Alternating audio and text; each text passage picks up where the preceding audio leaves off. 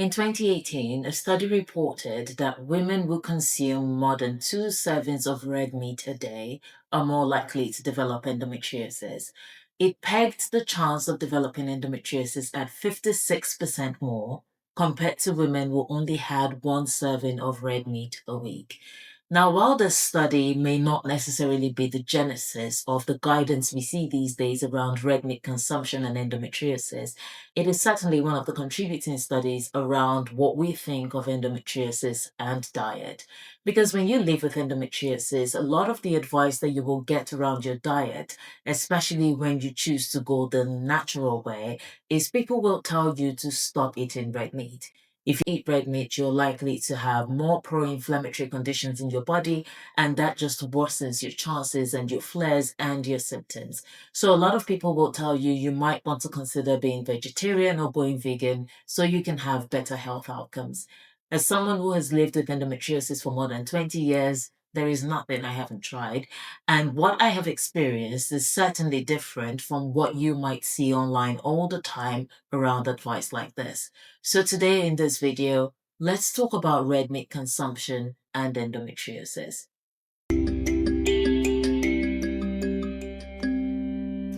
Hello, welcome to another video in my series, Everything is Trying to Kill Us. If you have just found my page, my name is Denny, and I am doing a series of videos explaining the things that I think pose a threat to the lives of the people who live with endometriosis. And obviously, this is not limited to people who live with endometriosis, but also for people who have any sort of hormone imbalance condition. So if that's you, welcome. I hope that you will leave a comment and interact, and that you will also share this page with your friends. In my last video, in case you haven't caught that, I spoke about baking flour and how the exposure of baking flour might have impacted the quality of gluten that we get and how that links to our consumption of gluten and endometriosis guidance. If you haven't caught that video, I suggest that you watch it because after that video, I also share how I eat gluten safely as someone who lives with endometriosis. Today, I want to talk about red meat because, like I said at the beginning of this video, if you have endometriosis, red meat is a no-no for you.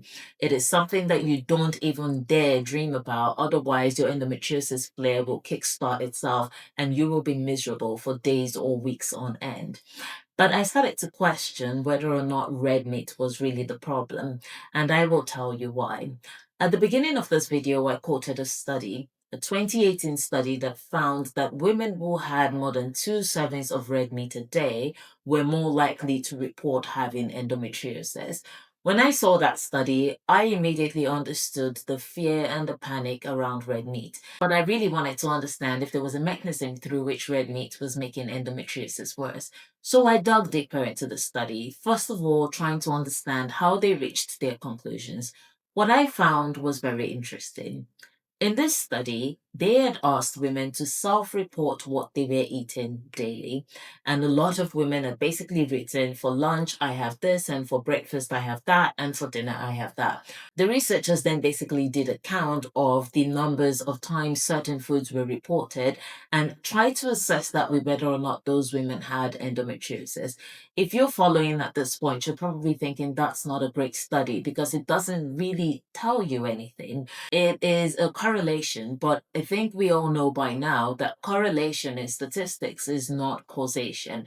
Say, for example, every time you opened your front door and stepped outside, a bird with a nest 3 doors away from you flew up into the sky, spun around, and did a dip dive downwards. Are you the cause of that, or does this simply happen because you and the bird are on the same timeline? It's kind of hard to tell, but if an independent investigator was looking at both independent events, they might say, well, every single time this person stepped outside, this is what the bird did. It doesn't mean that the person caused the bird to do that, nor does the bird flying up into the sky cause this person to open their door because they can't see the bird from their window. So, what exactly is it? It is a correlation of some sort. Perhaps you might even call it an association, but it is also what we might refer to as a spurious correlation. In other words, it's meaningless. It doesn't necessarily tell you anything. Correlation is not causation.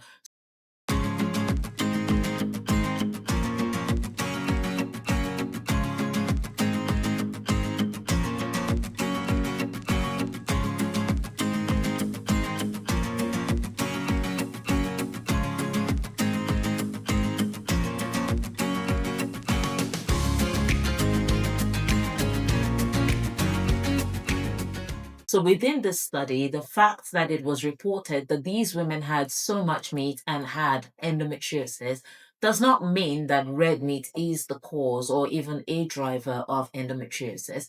The reason I say that is there might be other things on the list that a lot of researchers might not have paid attention to because those things appeared in very low values. For example, something might be really toxic to the body and might even be a driver of endometriosis, but just because it is consumed twice a week, it's not considered significant enough to be tied to the occurrence of endometriosis. So I hope that that very brief statistics lesson helps everyone understand why studies like this are not necessarily true. But a lot of advice has been formulated on such studies. Like I said, if you have endometriosis, you definitely know that you should not be eating red meat.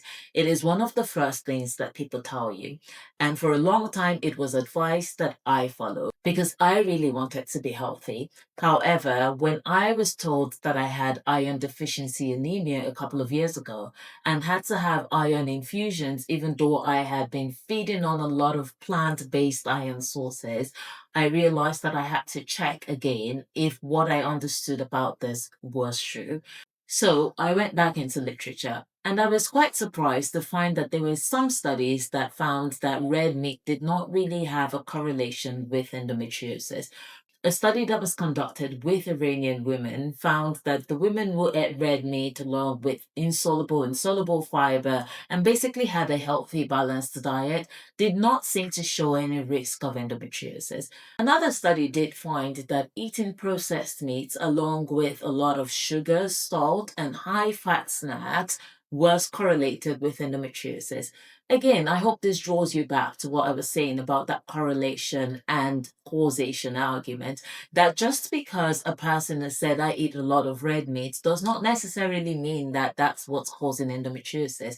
It could be a snack that they eat twice or three times a week, but not in as high a quantity as red meat.